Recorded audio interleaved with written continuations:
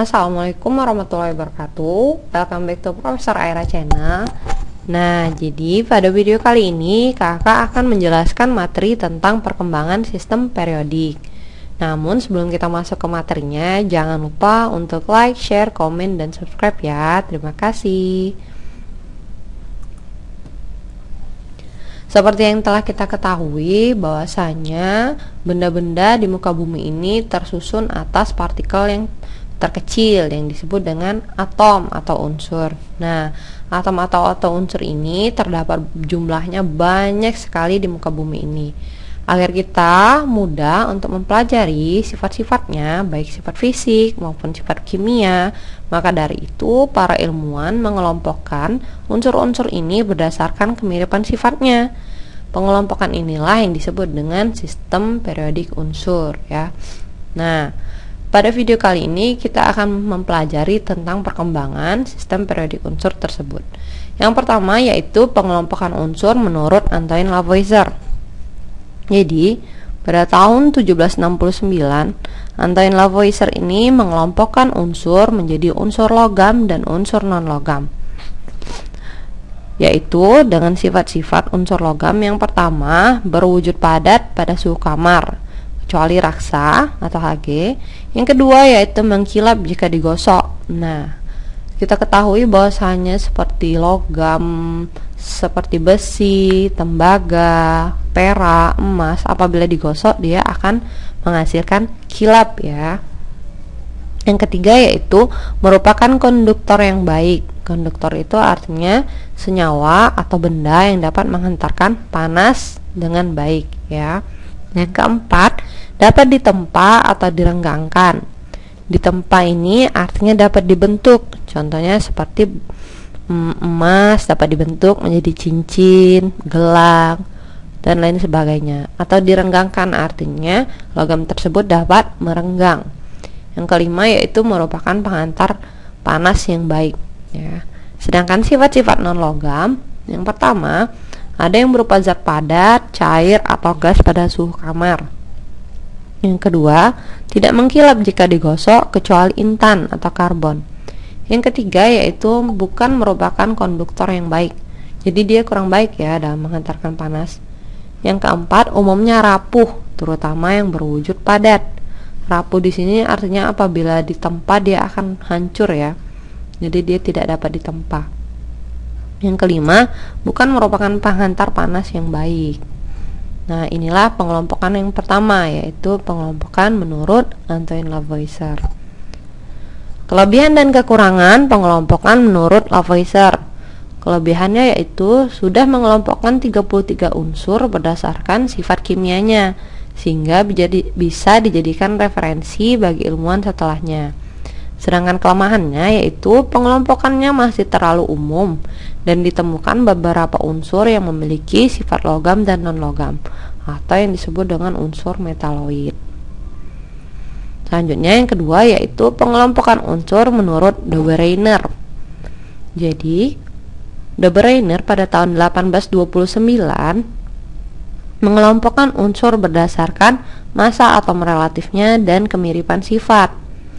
Dan di dalam kelompok tersebut terdiri dari 3 unsur, sehingga disebut pengelompokan ini disebut dengan triade. Jadi ingat saja triad De Bruijner gitu, karena sistemnya ini triade ya, dia terdiri dari 3 unsur.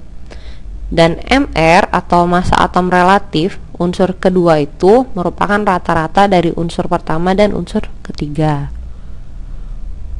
Contohnya seperti kelompok senyawa pembentuk alkali. Nah, kita lihat di sini terdiri dari unsur Li, Na, dan K dengan massa atom 7, 23, dan 39. Jadi apabila kita jumlahkan K yang merupakan unsur ketiga dengan Li yang merupakan unsur ke-1, kita jumlahkan 39 ditambah 7 yaitu 46 ya. Nah, apabila kita bagi 2, 46 tadi hasilnya 23, itu merupakan massa atom, itu merupakan massa atom dari atom Na ini tadi. Jadi dia merupakan rata-rata dari penjumlahan atom yang pertama dan yang ketiga. Sedangkan contohnya yang ini kita lihat Ca, Sr, dan Ba. Apabila kita jumlahkan 136 ditambahkan dengan 40 yaitu 176. Apabila kita bagi 2 hasilnya merupakan 88 ya. Nah, itu merupakan pengelompokan unsur menurut Dobereiner. Kelebihan dan kekurangan pengelompokan unsur menurut Dobereiner. Kelebihannya yaitu keteraturan setiap unsur yang sifatnya mirip, dan massa atom relatif dari unsur yang kedua atau yang di tengah merupakan massa atom rata-rata dari massa atom unsur pertama dan ketiga. Sedangkan kekurangannya yaitu kurang efisien karena ada beberapa unsur lain yang tidak termasuk dalam kelompok triade padahal sifatnya sama dengan unsur di dalam kelompok tersebut. Nah, selanjutnya kita masuk ke pengelompokan unsur menurut John Newlands. Jadi John Newlands pada tahun 1864 mengelompokkan unsur berdasarkan massa atom relatifnya. Sifat unsur akan terulang tiap unsur ke-8. Jadi berdasarkan penelitian Newlands ini, dia mengatakan bahwasanya apabila kita mengurutkan berdasarkan massa atom relatif, maka sifat unsur itu akan terulang kembali setiap unsur yang ke-8.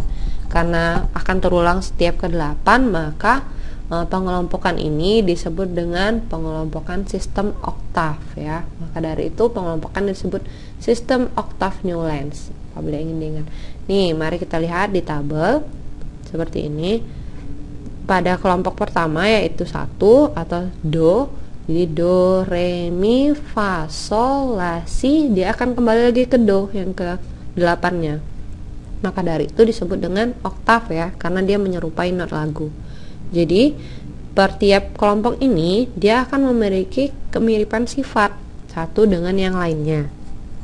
Itulah kelompok dari pengelompokan unsur dari John Newlands.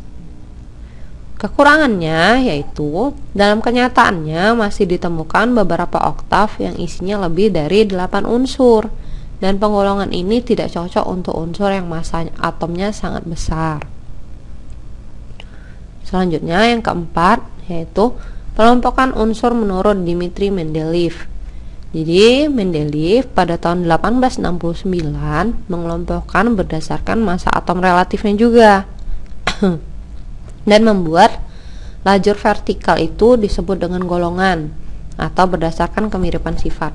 Jadi ini yang dimaksud dengan golongan ya. Ini golongan 1, golongan 2, golongan 3 dan selanjutnya. Sedangkan lajur yang horizontal, jadi ini horizontal, ini disebut dengan periode. Nah, jadi yang pertama kali mengemukakan tentang golongan dan periode ini ialah Dmitri Mendeleev. Kelebihan dan kekurangan pengelompokan unsur Mendeleev. Kelebihannya yaitu sistem periodik Mendeleev ini menyediakan beberapa tempat kosong untuk unsur-unsur yang belum ditemukan. Jadi apabila dia unsurnya belum ditemukan, tidak dipaksakan, sehingga memang dikosongkan apabila nanti ditemukan unsur yang baru. Kedua yaitu meramalkan sifat-sifat unsur yang belum diketahui. Pada perkembangan selanjutnya, beberapa unsur yang ditemukan ternyata cocok dengan prediksi Mendeleev. Karena dia sudah mengelompokkan unsur-unsur tersebut berdasarkan sifat-sifatnya, jadi ketika unsur yang dikosongkan itu tadi berada di sifat suatu golongan tertentu, dia dapat memprediksi sifat dari unsur yang akan ditemukan nanti berdasarkan kelompoknya itu tadi. Sehingga itu merupakan kelebihan dari pengelompokan unsur Mendeleev. Sedangkan kelemahannya, masih terdapat unsur-unsur yang massanya lebih besar letaknya di depan unsur yang massanya lebih kecil. Jadi karena dia berdasarkan kenaikan nomor massa, kenaikan massa atom ya, seharusnya massa yang lebih kecil lebih dahulu ketimbang massa yang lebih besar. Namun ini masih terdapat massa yang lebih besar itu letaknya duluan ketimbang massa yang lebih kecil. Kemudian yang kedua yaitu adanya unsur-unsur yang tidak mempunyai kesamaan sifat dimasukkan ke dalam satu golongan. Misalnya Cu dan Ag ditempatkan dengan unsur Li, Na, K, Rb, dan S.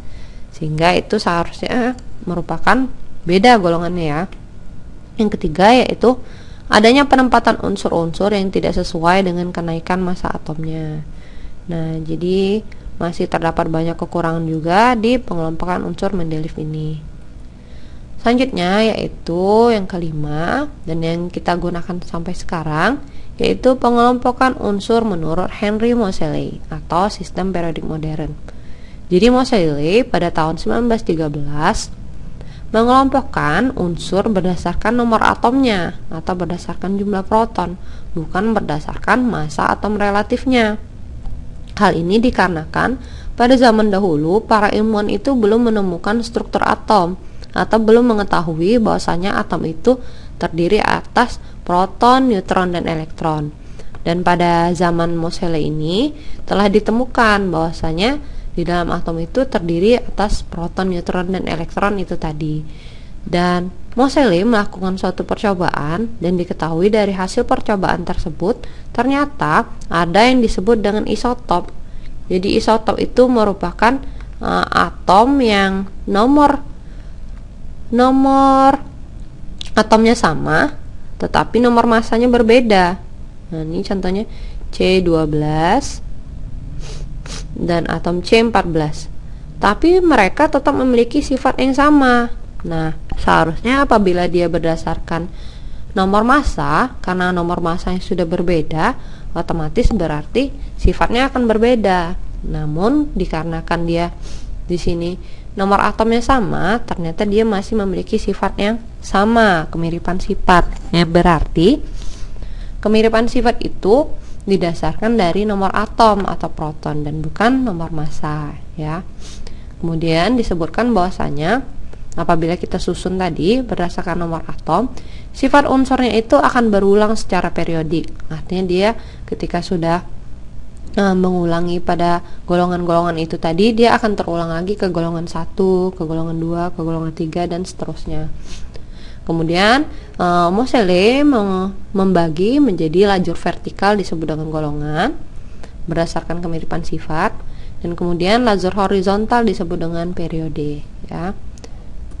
Nah, inilah dia sistem periodik unsur yang kita gunakan sampai sekarang atau sistem periodik unsur modern. Jadi berdasarkan percobaan dari Moseley itu tadi dilakukan penyempurnaan sehingga ditemukanlah sistem periodik ini.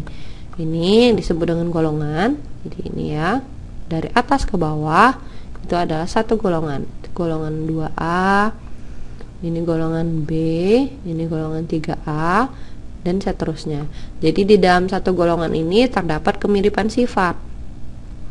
Nah, dan kemudian dari lajur kiri ke kanan itu disebut dengan periode. Bagaimana? Nah, untuk sifat-sifat dari sistem periodik, kemudian apa-apa saja golongan di dalam sistem periodik itu akan dijelaskan di video selanjutnya. Baiklah, kakak rasa cukup sekian video kali ini. Lebih dan kurangnya kakak mohon maaf. Apabila ada yang ingin ditanyakan atau request materi, silahkan tinggalkan pesan di kolom komentar ya. Dan jangan lupa terus belajar dan berlatih di rumah. Lebih dan kurangnya kakak mohon maaf. Dan yang paling penting jangan lupa untuk like, share, komen, dan subscribe video ini ya. Terima kasih. Assalamualaikum warahmatullahi wabarakatuh.